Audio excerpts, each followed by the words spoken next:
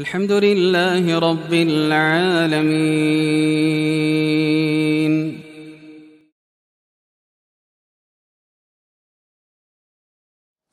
Bismillah, Assalamualaikum warahmatullahi wabarakatuh.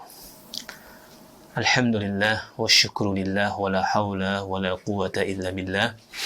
Asyhadu an la ilaha illallah wahdahu la syarika lah. Wa asyhadu anna sayyidana wa nabiyyana Muhammadan abduhu wa rasuluh la nabiyya ba'dah. Kaum muslimin dan muslimat dimanapun berada, Allah subhanahu wa ta'ala memerintahkan kita untuk berpuasa. Ya ayyuhalladzina amanu kutiba alaikumus shiyam kama kutiba alal ladzina min qablikum la'allakum tattaqun. Yang artinya adalah, wahai orang-orang yang beriman,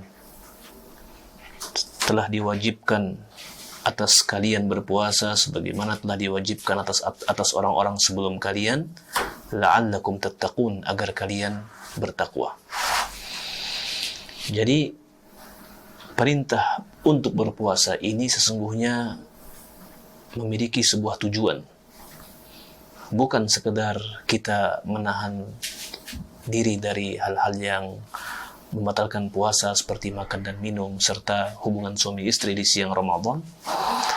Ya, bukan sekedar itu. Tapi ada tujuan. Ya, seakan-akan puasa ini adalah wasilah, sarana untuk kemudian kita sampai kepada tujuan itu. Apa tujuan yang sesungguhnya Allah inginkan dari kita? Apa yang Allah inginkan dari kita di dalam melaksanakan ibadah puasa ini? La'allakum tattaqun, agar kalian bertakwa. Dan di dalam ayat yang lain, Allah subhanahu wa ta'ala ingatkan kita. Dalam surah Al-Hujurat, Allah berfirman, Inna akramakum indallahi atqakum. Sesungguhnya orang yang paling mulia di antara kalian adalah yang paling bertakwa. Jelas sekali Allah subhanahu wa ta'ala di dalam surah Al-Hujurat ini menyatakan bahwa kemuliaan itu sesungguhnya bukan terletak hanya pada harta atau pada jabatan yang dimiliki atau pada banyaknya pengikut atau rupa yang unggul. Bukan itu letak kemuliaan yang hakiki. Allah subhanahu wa ta'ala mengatakan bahwa kemuliaan itu sesungguhnya adalah pada ketakwaan. Maka jika ayat ini dikaitkan dengan ayat di dalam surah Al-Baqarah yang di dalamnya terdapat perintah untuk berpuasa Ramadan dengan tujuan agar kita menjadi orang-orang yang bertakwa, dapat dipahami bahwa Allah subhanahu wa ta'ala ketika memerintahkan ibadah ini, ketika memerintahkan ibadah puasa dan juga ibadah-ibadah yang lain, tujuannya agar kita menjadi orang-orang yang mulia. Ya, mulia menurut Allah subhanahu wa ta'ala. Maka barang siapa yang dimuliakan oleh Allah, itulah kemuliaan yang hakiki. Ya. Barang siapa yang dimuliakan oleh Allah, maka dia akan mulia di mata manusia. Dia akan mulia di mata manusia, bahkan dia mulia di hadapan seluruh makhluk-makhluk Allah subhanahu wa ta'ala. Maka seseorang yang fitrahnya masih lurus, masih terjaga, pastilah berupaya untuk menjadi pribadi-pribadi yang mulia itu. Ya. Oleh karenanya, Allah memerintahkan kepada kita wasilah-wasilah yang jika dikerjakan dengan sebaik-baiknya, kita akan terantar kepada kemuliaan itu. Kita akan terangkat derajat kita di atas makhluk-makhluk Allah yang lain. Ya, Allah subhanahu wa ta'ala sesungguhnya menciptakan banyak sekali makhluk-makhluknya. Walaqad karramna bani Adam fil barri wal bahr. Sungguh kami telah memuliakan anak-anak Adam di daratan dan di lautan. Ya. Allah ingin kita ini menjadi orang-orang yang mulia.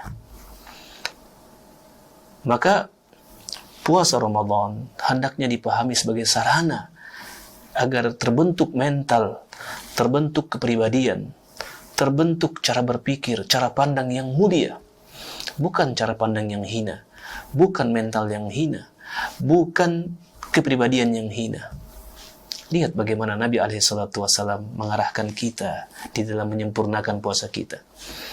Nabi mengatakan, wa idza kana siyamu ahadikum, apabila seseorang di antara kalian berpuasa, fala yarfath, maka jangan berkata-kata kotor, ya, wala yajhal, dan jangan bertindak tanduk yang bodoh, ya. Ya. Nabi mengajarkan kepada kita agar kesempurnaan puasa itu disempurnakan dengan kita menjauhkan lisan kita, pikiran kita, tindak tanduk kita dari hal-hal yang tercela. Bahkan kata Nabi, jika ada seseorang yang datang ingin menyerangmu, ya, ingin mengganggumu, katakan kepadanya, inni shaim, saya sedang berpuasa. Ini menunjukkan bahwa betapa dahsyatnya kepribadian yang ingin dihadirkan dengan puasa ini, ya. Banyak orang menjadi rendah karena tutur katanya. Banyak orang kemudian terhina karena apa yang dia ucapkan, apa yang dituliskan, ya.